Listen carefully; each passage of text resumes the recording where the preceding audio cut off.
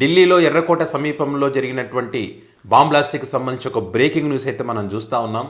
ఏదైతే గత 4-5 రోజులుగా ఒక చర్చ విస్తృతంగా జరుగుతూ ఉందో, భారతదేశంలో ఉగ్రమూకలు మరి ప్రధాన నగరాలను టార్గెట్ చేసి దాడులు చేసేటువంటి అవకాశం ఉందనేటువంటి సమాచారం ఉన్నటువంటి క్రమంలో మరి ఒక 4 డాక్టర్లను అదుపులోకి తీసుకోవడం జరిగింది.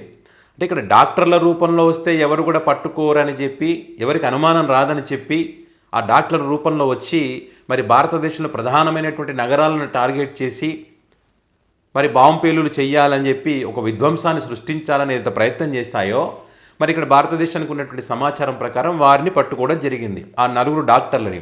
ఆ డాక్టర్లను పట్టుకున్న తర్వాత వారి దగ్గర నుంచి 2900 కిలోల పేలుడు పదార్థాలు కానీ, రైఫిల్స్ కానీ, పిస్టోల్స్ కానీ, విష పదార్థాలు కానీ, ముఖ్యంగా అమోనియం నైట్రేట్ కానీ స్వాధీనం చేసుకోవడం జరిగింది.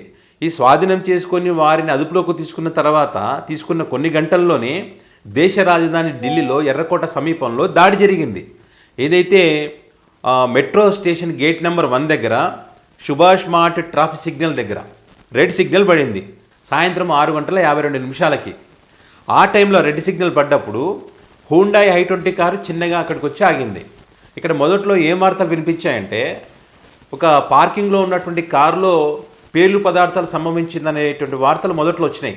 కానీ ఇప్పుడు పోలీసు అధికారులు ధృవీకరించింది ఏంటంటే, ఆ సిగ్నల్ దగ్గరికి హుండాయ్ i20 కారు వచ్చి ఆగింది. అది ఆగిన కొద్దిసేపట్లోనే బాంబు పేలుడు సంభవించింది. ఆ బాంబు పేలుడికి మరి ఆ కారు బ్లాస్ట్ కావడం కానీ, ఆ పక్కన ఉన్నటువంటి వాహనాలు కూడా బ్లాస్ట్ అవ్వడం కానీ, అనేక మందికి గాయాలు కావడం కానీ, మరణించడం కానీ జరిగిందని చెప్పి పోలీసు అధికారులు చెప్పారు. ఇక్కడ ఘటనకు సంబంధించి కొన్ని మీడియాలను 10 మంది మృతి చెందారని చెప్తా ఉన్నారు. కానీ అఫీషియల్గా 8 మంది అని చెప్తా ఉన్నారు. సో చాలామందికి తీవ్ర గాయాలయ్యాయి కాబట్టి ఆ సంఖ్య ఇంకా పెరిగేటువంటి అవకాశం ఉందనేటువంటి వార్తా కథనాలలో మనం చూస్తూ ఉన్నాం. అయితే 6:52 ఘటన జరిగిన తర్వాత 7 గంటలకు మన పోలీసు అధికారులకు సమాచారం అందడం కానీ, అదేవిధంగా ఫైర్ ఇంజన్లకు సంబంధించి కూడా 7 గంటలకు వాళ్ళకి సమాచారం అందగానే కొద్దిసేపట్లోనే ఒక 7 ఫైర్ ఇంజన్లు అక్కడికి రావడం, ఆ మంటలను అదుపు చేయడం కూడా జరిగింది. సో ఇదే క్రమంలో మరి ఈ సమాచారం తెలుసుకున్నటువంటి మరి లోకల్ పోలీసులు కానీ, NIA కానీ, NSG కానీ బృందాలన్నీ కూడా, స్పెషల్ పోలీస్ టీంలు ఇవన్నీ కూడా బృందాలను కూడా రంగంలోకి దిగడం జరిగింది. సో రంగంలోకి దిగిన తర్వాత మరి ఈ ఘటనకు సంబంధించి అక్కడ ఉన్నటువంటి సీసీ ఫుటేజ్ని పరిశీలించి ఒక అనుమానితుని అదుపులోకి తీసుకొని విచారణ కూడా మొదలుపెట్టారు. ఈ పేలుడు గల కారణాలేంటి, ఎవరు టార్గెట్ చేశారు, అసలు ఇది ఉగ్రమూకల దాడేనా, లేకపోతే ఆ కారులో ఏమైనా పేలుడు పదార్థం వల్ల ఇదంతా జరిగిందా అనేటువంటి కోణంలో మరి దర్యాప్తు అయితే ప్రారంభించడం జరిగింది. సో ఈ క్రమంలో మరి ఉగ్రముఖుల దాడి అయితే కనుక ఆల్రెడీ ఉన్నటువంటి సమాచారం మేరకు ఇక్కడ ప్రధాన నగరాలైనటువంటి మహారాష్ట్ర కానీ, బెంగళూరు కానీ, హైదరాబాద్ కానీ, గుజరాత్ కానీ ఇలాంటి ప్రాంతాలను టార్గెట్ చేస్తారనేటువంటి సమాచారం వీళ్ళకు ఉన్నటువంటి క్రమంలో హై అలర్ట్ కూడా ప్రకటించడం జరిగింది.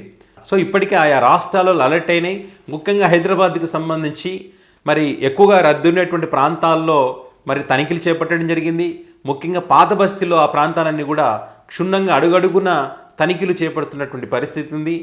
ఎవరైనా అనుమానితులుగా కనిపిస్తే, మరి కొత్తగా ఏమైనా కార్లు వచ్చి మన ప్రాంతంలో ఆగినప్పుడు, లేకపోతే రద్దీ ప్రాంతాల్లో అనుమానంగా కనిపించేటువంటి కార్లు కానీ, వ్యక్తులు కానీ ఎవరైనా ఉంటే ఖచ్చితంగా పోలీసు అధికారులకు సమాచారం ఇవ్వాలని చెప్పి అందరికీ ఆదేశాలు కూడా ఇప్పటికి అందినటువంటి పరిస్థితి. ఎవరైనా తెలియకపోతే కనుక ఖచ్చితంగా మేము ఈ ప్రాంతాలలో ఇలాంటి అనుమానాస్పదంగా వ్యక్తులు ఉండడం కానీ, అనుమానాస్పదంగా వాహనాలు ఆగి ఉండడం కానీ, రద్దీ ప్రాంతాల్లో మీకు ఏదైనా అనుమానంగా కనిపిస్తే ఖచ్చితంగా పోలీసు అధికారులకు సమాచారం అయితే ఇవ్వండి, మీ బాధ్యతగా. అండ్ ఇంకోటి ఏంటంటే, ఇక్కడ ఈరోజు అఫీషియల్గా 8 మంది అంటున్నారు, తర్వాత కొన్ని ఛానల్ 10 మంది అంటున్నారు, కొంత ఎక్కువ కూడా పెరగొచ్చు అంటున్నారు గాయాలైనాయి కాబట్టి. సో ఈ ప్రమాదం ఇంకా ఎక్కువ జరిగేటువంటి అవకాశం ఉండేది. కానీ అదృష్టం అనుకోవాలి. ఏ రకంగా అంటే, సోమవారం రోజు ఎర్రకోటకు సెలవు ఉంటుందట. మామూలుగా ఆదివారం అనుకుంటారు కానీ సోమవారం రోజు సెలవు ఉంటుందంట. ఈ సెలవు ఉన్న కారణంగా పబ్లిక్ ఎక్కువ ఎవరు రాలేదంట అక్కడికి. సో ఈ క్రమంలో నష్టం చాలా తక్కువ జరిగిందనే విషయాన్ని కూడా మరి అధికారులు ఇక్కడ ధృవీకరిస్తున్నటువంటి పరిస్థితి.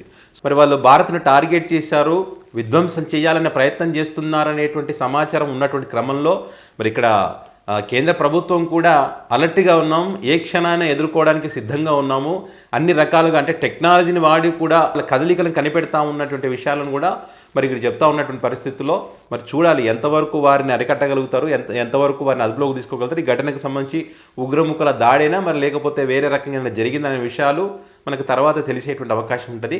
సో ఇప్పటికైతే మనకు ఉన్నటువంటి సమాచారం అయితే ఇది. సో మరికొన్ని అంశాలు మరొక వీడియోలో మీకు చెప్పేటువంటి ప్రయత్నం చేస్తాను. సో మీరు మాత్రం ఖచ్చితంగా అనుమానాస్పదంగా ఏదైనా ఉంటే మాత్రం పోలీస్ అధికారులకు సమాచారం తప్పకుండా ఇవ్వగలరు. Thank you.